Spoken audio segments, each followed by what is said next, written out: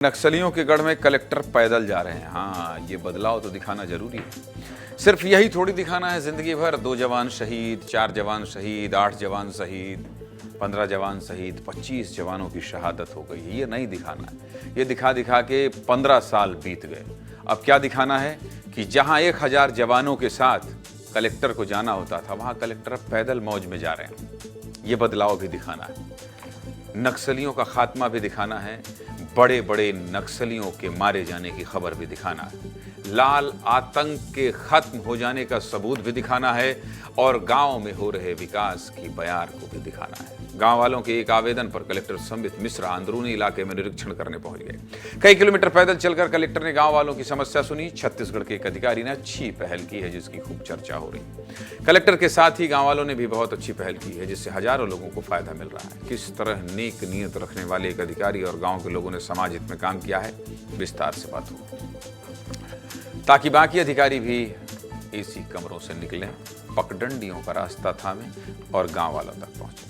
नक्सल प्रभावित बस्तर के जंगलों में मौजूद है तुलार गुफा। इस गुफा के अंदर एक शिवलिंग है जिस पर हमेशा प्राकृतिक जलाभिषेक होता है। पौराणिक कहानियों की माने तो राक्षस बाणासुर ने अपनी पूजा स्थली इसी जगह बनाई थी और यहीं पर घोर तपस्या की थी। साल में एक बार महाशिवरात्रि के दिन दुलार गुफा भक्तों के लिए खुलता है, जहां हजारों की संख्या में भक्त भगवान भोलेनाथ के दर्शन के लिए पहुंचते हैं। अबू जमाड़ की गोद में मौजूद इस गुफा तक जाने के लिए सुनसान रास्तों और नदी नालों से होकर गुजरना पड़ता है। रास्ते में दंतेवाड़ा और बीजापुर की सरहद पर तुसवाल गांव मौजूद है जिसके नजदीक उडरा नदी पड़ती है।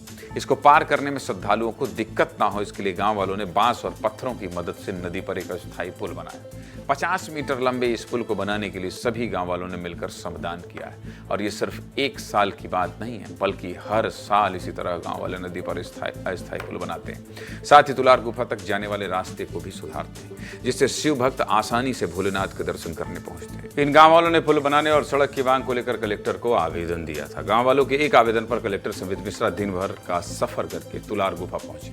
28 जनवरी की सुबह बीजापुर कलेक्टर संबित मिश्रा कई अधिकारियों के साथ निकले। पहले कलेक्टर को 10 किलोमीटर तक बाइक से आना पड़ा, फिर आगे के 5 किलोमीटर सभी अधिकारी पैदल चले। फिर तुलार गुफा पहुंचकर कलेक्टर ने गांव वालों से बातचीत की और जल्द से जल्द सुविधा पहुंचाने का आश्वासन दिया। ये पूरा इलाका कभी घोर नक्सल प्रभावित था और बड़े बड़े नक्सलियों का ठिकाना हुआ करता था, लेकिन अब यहाँ आम लोग और अधिकारी बिना किसी डर के पहुंच रहे हैं। नक्सलवाद खत्म होने के साथ बस्तर का एक नया रूप दुनिया के सामने आ रहा है।